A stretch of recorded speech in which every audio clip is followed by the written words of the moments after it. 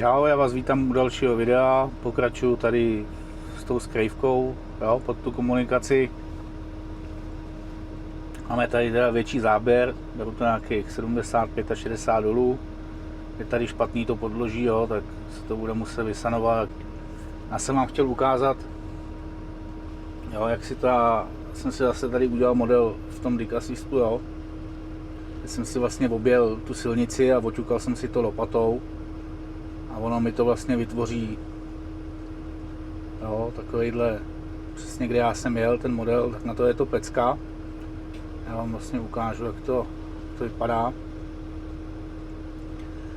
Tady vlastně já jsem si nastavil kolik dolů, jo, tak jsem si tam dal těch 65, protože já si myslím, jak se v tom pak bude jezdit, tak to ještě půjde do těch 5 dolů a vlastně takhle vypadá, jo, jak já jsem si to objížděl, jak jsem si to proťukával, každý ten bod, jo, tak si různě můžu měnit vzdálenosti nebo i vejšku. Takhle mi to ukazuje i vlastně ty sklony, jo. Takže jako to funguje to pěkně. A vlastně na tohleto je to úplně paráda. Já si pak tady můžu nastavit ještě ty pohledy, takže já si dám, abych měl příčný sklon, dám si ten horní pohled a ještě já si tam zapínám takhle měření. Já si to pak kontroluju, že si to můžu změřit lopatou prostě, jak jsem vysoko v různých místech, kde chci. Tak jsem vám chtěl ukázat, jak to vypadá. Za mě pecka, jo, když není nějaký model, tak tady v tom je to prostě jednoduchý, jo, kdežto já tady mám i ten trimble, ale v tom já to neumím, nebo jsem na to nepřišel, ale ono je to, jo, i tady je to vidět, Volvo konstrukční, nějaká licence, je to nějaká ořezaná verze, nicméně na nějaký ten 3D model, když se nechá udělat, tak to funguje perfektně. Ale takhle na nějaký to kopání používám ten dikasist, jo, něco, co si musím sám vytvořit, je to jako pecka. Jinak teda máme za sebou ten kontrolní den, já jsem o tom povídal v minulém videu. Já to teďko vypnu.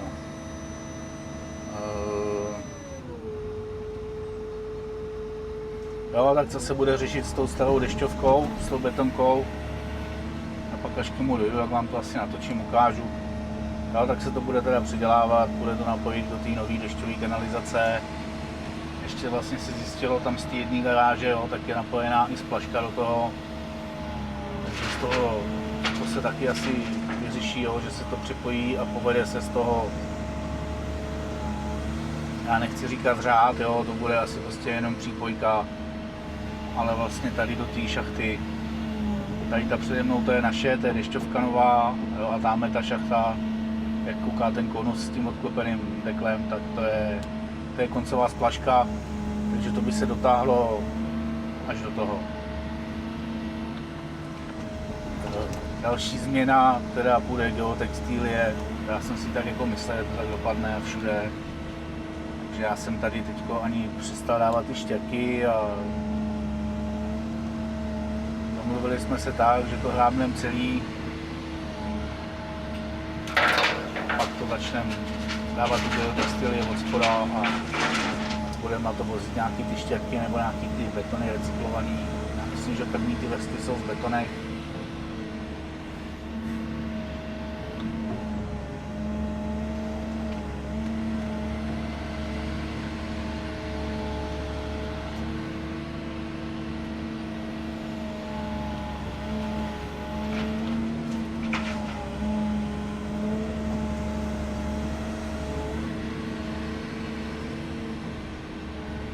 Jsem zvědavý teda, jak to jako vymyslí, ještě jak to domluví s tou dešťovkou, s tou betonkou, jestli to půjde napojit až dolů do dna, tak to bude teda pěkně zajímavý, protože to bych musel jít přes 2 vodovody, šikmo, takže to se nebude kopat pěkně, ale uvidíme, je to furt se o tom jedná, je to řešení, jaký je průměr, jestli to bude 300, jestli budou chtít, tak to bude muset jít do toho dna, jo, jádrově navrtat.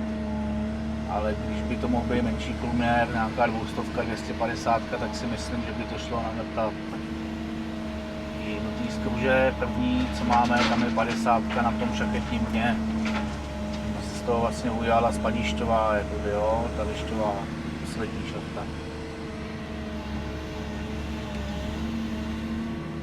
Teďka já budu mít problém vůbec tam k tomu zajet nějak to dělat, ale to už s tím budu muset nějak poradit, nějak to vymyslíme, až zjistíme pořádně, jak to bude.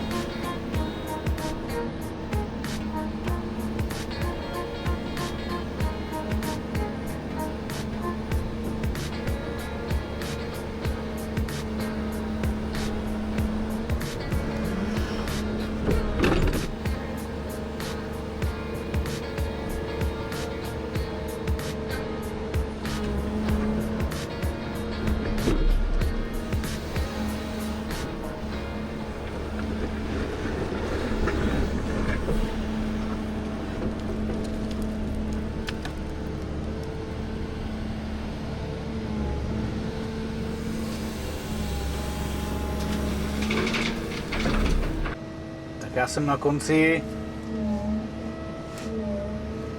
Tady mi aspoň, jo, moje nejoblíbenější síť na ty telefony, tak se tady zahloubily, což je super. Tady celou dobu to bylo různý, jo, prostě opravdu je to fakt, je to každý 2 metry jinak, směr, hloubka. Vůbec se není čeho držet. Ale dopadlo to dobře, telefony jsou bez súhony. Teď ještě uvidím, jestli to přežije vibrační desku, protože já jsem to posypal, jo, lidem tady vlastně tamhle od toho druhého domu i tady k tomu, aby potom mohli chodit. No, chvílema prší, má pršet zítra víc, tak ať tady nechodí v tom blátě ten jíl, když namokne, jo, to je jak když se jde po ledu. Akorát se trošku bojím, až se to pak dosype, nebo ještě případně navýší zažehlí, aby to telefony přežily, protože někde jsou fakt hned pod tou folií. Ale snad to dopadne dobře. Tady teda končíme s kufrem. Další plán uvidíme. Myslím si, že začneme od spodu, jo, balit tu geotextíly a vozit na to nějaký to kamenivo. Nahoře, vlastně tam, kde já jsem začínal, tak se musí dořešit přepojení těch sítí. Takže to bude, hádám, nějakou dobu trvat, takže si myslím, že to rozjedeme odsaď tu geotextíly někam tam k těm novým šachtám aspoň. Tam teda budeme muset skončit, protože tam přijde napojit ta splaška, co se bude dělat nová přípojka. A tak je možný, že vletím hned tady do té ulice, buď to na dešťovku, anebo v ulici níž, kluci dneska finišujou dešťovou kanalizaci, takže je možný, že půjdu tam kopat kufr zase jako tady. Ale to předjímám, jo, myslím si, že teď budeme pokračovat tady do té doby, než rozbalíme tu textíly, navozíme na to ty štěrky nebo ty betony, tak se rozhodne s tím vrškem celá jak a budu se věnovat tomu. Tam se teda bude rušit ta dešťová kanalizace stará, ta betonová, a to přijde celý přepojit vlastně do té nový, co my jsme tam dělali.